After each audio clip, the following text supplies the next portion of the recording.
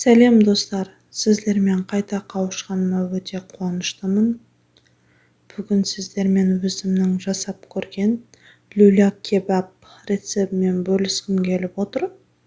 Үй жағдайында мангалсыз жай ғана пешке дайындалатын шашлык десек те болады. Ол үшін бізге пияз 3-4 данасы жеткілікті, үлкен кішісіне қарай аласыздар.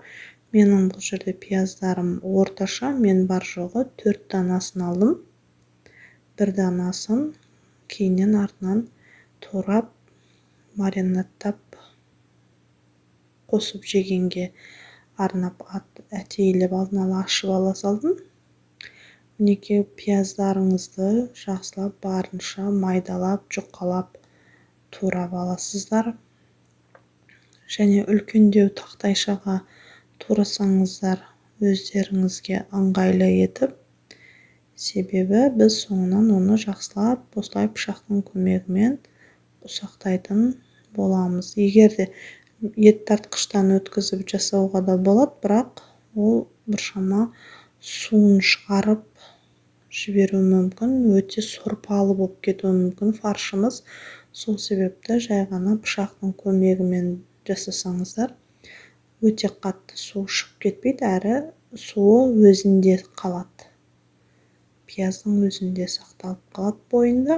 Келесі кезекте бізде болгар бұрышы әртүрлі дәм беру үшін әртүрлі түсінен алсаңыздар болады. Мен 2 түсін алдым. Жасыл және қызыл түстерін. Оларды да дәл осылай пияз секілді ұсақтап, жіңішкелеп турап аласыздар. Үстінен оны да езгілеп пышақтың көмегімен майдалайсыздар. Барынша үлкендеу тақтайшаға жасасаңыздар тіпті жақсы болады. Жалпы әркімнің жасау тәсілі әрқалай, барлығын жинап жасау, осылай пышақтың көмегімен араластырып езгілеуге де болады. Мен жеке дара езіп отырдым, себебі тақтайым өте үлкен болған жоқ.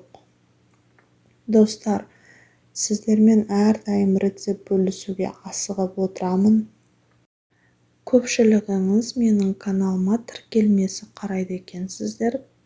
Тіркелмеген кісілер тіркеле кетіңіздер. Сіздермен әрқашан жаңа қолжетімді заттармен түрлі дәмді тағамдар жасауға әркез асығамын. Және сіздердің әрбіріңіздің ойларыңыз мен үшін өте маңызды. Әсіресе басқан löпілдеріңізбен кері байланыс жасасаңыздар тіпті қуанар едім. Келесі рецептерде де қандай рецепт көргілеріңіз келеді, не менімен бірге дайындағыңыз келеді, жаза кетіңіздер. Мен сіздермен міндетті түрде кері байланысқа шығатын боламын. Келесі кезекте бізде баклажан. Баклажанның 1 данасы жеткілікті, сыртқы қабатын аршып, ортасында егер дәні көп болатын болса, оны қоспаған жөн. Және дәл осы жоғарыдағы пияз, болгар бұрышы секілді оны да майдалап, ұсақтап турап аламыз. Және әшші бұрыш, стручковый перецті мен кішігірім екеуін қостым. Дәміне қарай 2 түйір чеснок қоссаңыздар, кебаптарыңыз дәмі өте керемет болады. Және аскөктерден де көптеп пайдалансаңыздар, өте дәмі керемет, тіл үйірердей болып шығады. Міне жоғарыдағы пияз, болгар бұрыштарымыз секілді баклажан, әшші бұрыш, аскөктер және чесногымыздың барлығын біркелкі етіп пышақтың көмегімен майдалап аламыз. Барлығын үлкендеу, сиятын, еркін араластыруға қолайлы ыдысқа саламыз. Барлығы еркін сыю керек. Және үстіне 350-400 грамм тартылған етті қосып, дәміне қарай тұз, бұрыш, дәмдеуіштер, зіра қоссаңыздар да жарайды. және жақсы бірігу үшін, бір-бірімен беріктігін ұстап тұру үшін бір дана жұмыртқа шағып салсаңыздар да болады. Барлық қоспаларын салып болғаннан соң қолымыздың көмегімен жақсылап барлығын араластырып біркелкі масса жасап аламыз. Өте қатты майда емес, өте ірі емес ингредиенттеріміз бір-бірімен жақсы үйлесіп тұр. Дәмі керемет болады. Бастысы шоққа әбіршіп жақпайсыздар. Мангал көпшіліктің үйінен табыла бермейді. Жай ғана нан пісіретін пешке пісірсеңіздер жарайды. Барлығын міне араластырып болдық.